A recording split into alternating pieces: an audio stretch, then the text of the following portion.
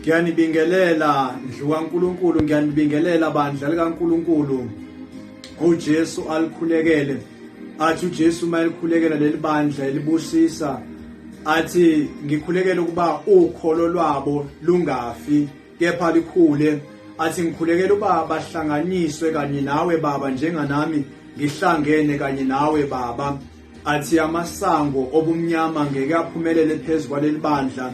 Athi asikho isikhali esilolelwe labantu leli bandla esiyophumelela phezu kwabo. Silelo bandla labusiswa kanjalo uJesu, silabo bantu abanamandla okuba sinqobe umbuso kaSathane. Umfuneko nje lapha umshumayela ngokwenzela umusa uNkulunkulu. Namhlanje ngifuna sibheke indaba kaSathane, ukuba uSathane uphikisana noNkulunkulu kuko konke. Asizwe izwi esilithola lapha kwincwadi kaJobe 1 sifunda 11 kuyosho ku12.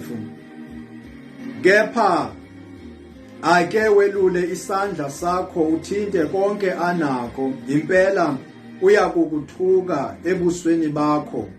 12 Wathi uJehova kuSathane, bheka konke anakho kusesandleni sakho, kuphela kuyena uqobo ungabeki isandla sakho. Wayesephuma uSathane ebusweni bukaJehova. Lapha siyezwa ukuthi uNkulunkulu uqeda ukukhuluma kahle ngoJobe umuntu wakhe, uyagabisa ngayo ukuthi umbonile yini uJobe isisebenzi sami, umuntu wami othanda ukulunga, ozonde konke okubi. Uthi-ke mwaphendula uSathane ephikisana naye, uthi hayi, akakwenzi lokhu ngoba ekuthanda, kepha ukwenza ngokuba umbiyela, ususe ukumbiyela lokhu kwakho, ukumlonda lokhu kwakho, ubeke isandla sakho uselulele phezu kwento anazo, ubone ukuthi yakuthuke yini ebusweni bakho.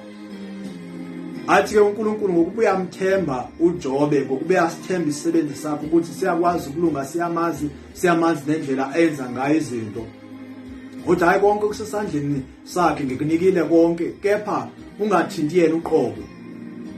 Konke okusesandleni sakho ungakwenza, konke othanda ukwenza, kulapho wakwenza. Mina ngifuna ukuthi mntaka baba, uJehova ubaba uyakwethemba wena ungenzeka ukuthi awuzethembi kuye, awuzethembi nala emhlabeni, kepha yena unethemba libeke kuwe ukuthi uzowenza okulungile, uzowehlulela kahle, uzophila kahle, uzoba nokholo, uzomjabulisa, uzomthokozisa, uzophilela ukumjabulisa. Uyazidla ngawe, uyagabisa ngawe. Lo Sathane owumangaleli wabantu, lapha wayemangalela kubona abantu ngoba wayefuna kwehla okubi ebantwini.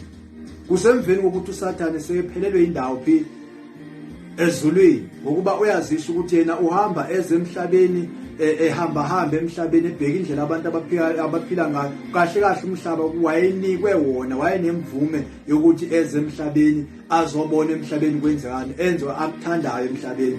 Kepha siyezwa manje ukuthi kunemfihlakalo ukuthi uJobe ngoba wayesisebenzi kakhulu, wayenza okuhle, uNkulunkulu emthanda, wayemenzele uganga ukuthi uSathane angenzi noma yini ayithanda ukuyenza. Kulapho manje sekezofuna ukuthi lususe uganga ukuze enze noma athanda empilweni kaJobe. Asizwe ukuthi emveni kwalokho kwenzekalani ngoSathane, ngokuba uSathane watholakala engasenayo inkazimulo ngoba waba nomona uNkulunkulu, walaphela uthando uNkulunkulu, wafuna ukuzibona efana noNkulunkulu, ehlonishwa njengoNkulunkulu, enamandla njengoNkulunkulu. Lokho kwenza ukuthi-ke uNkulunkulu angasakhona ukuba ahlalisane naye ngoba phela waseyiziphakamisile. uNkulunkulu wathini? Wamehlulela. Kulapho kwasuka khona impi-ke. Asizwe kwisambulo, masifunda isambulo 12 sifunda 8 kuyosho ku9. Kepha kabaze banqoba, nendawo yabo kayabe isafunyanwe ezulwini. Wayesephonswa phansi uDrakho omkhulu, inyoka endala ethiwa uMhlebi, noSathane odukisa izwe lonke.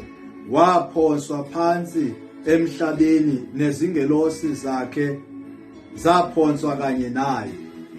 Lapha-ke sesiyeza ukuthi wehleni kuSathane, usexoshiwe ezulwini. Kwasuka impi phakathi kwakhe noMikhayeli, ingelosi enkulu, nezingelosi zasezulwini. Nengelosi wasezilahlekisile uSathane, sazeziphansi kwakhe, zenza umbuso kanye naye. Zakhishwa-ke, zange sathola indawo yazo, aphoselwa la emhlabeni.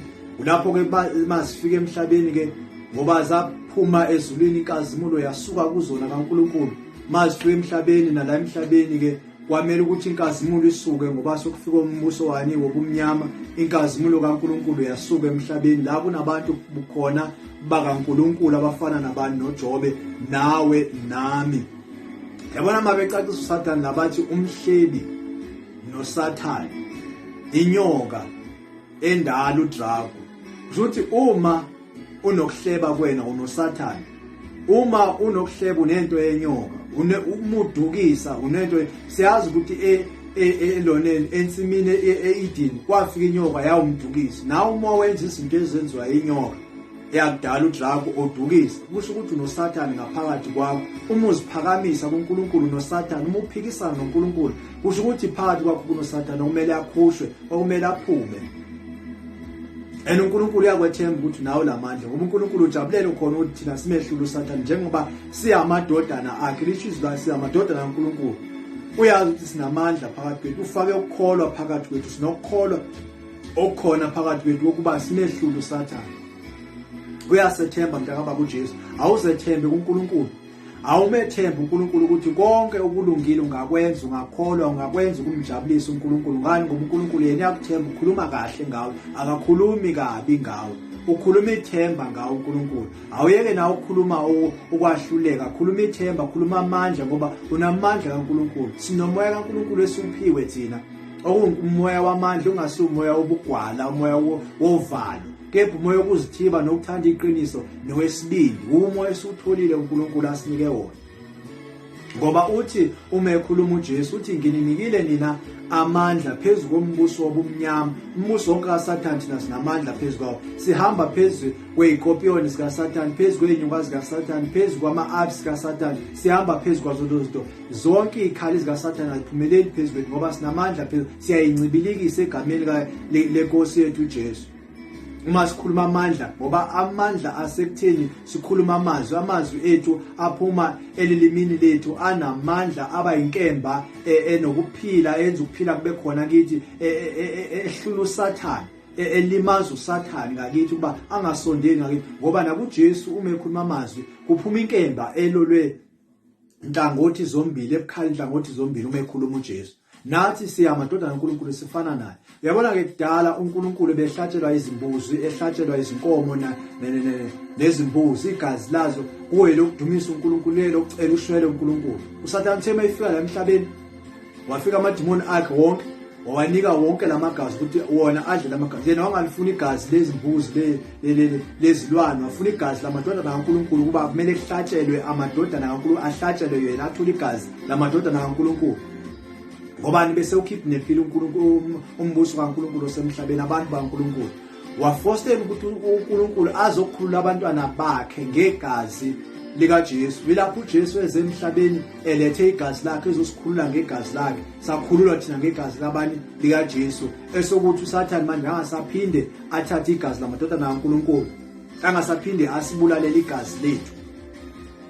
Yabona uyayembula lento umpostoli uPaul mayekhuluma ngendaba yesiphuzo sikaNkulunkulu nesiphuzo sikaSathane. Uthi akumelanga utholakale udla esiphuzweni sikaNkulunkulu sikaJesu, okuyigazi likaJesu, kuyisivumelwano esisha, udla emzimbeni kaJesu, uphinde utholakale udla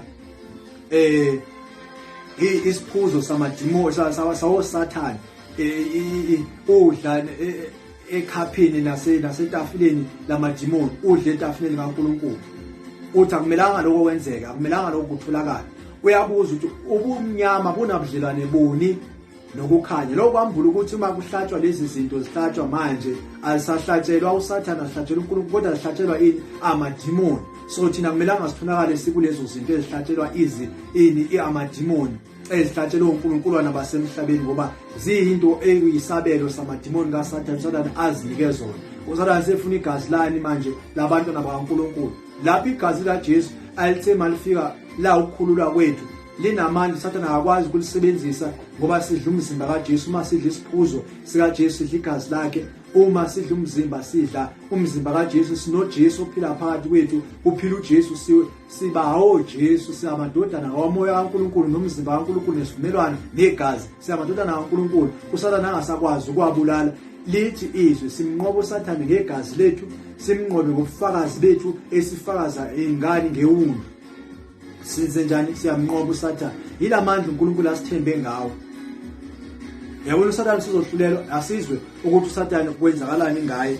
Uma sifunda ngokuka Johane u12 sifunda u30 kuyosho u31, uJesu waphendula wathi lelizwi alizanga ngenxa yami kepha ngenxa yenu.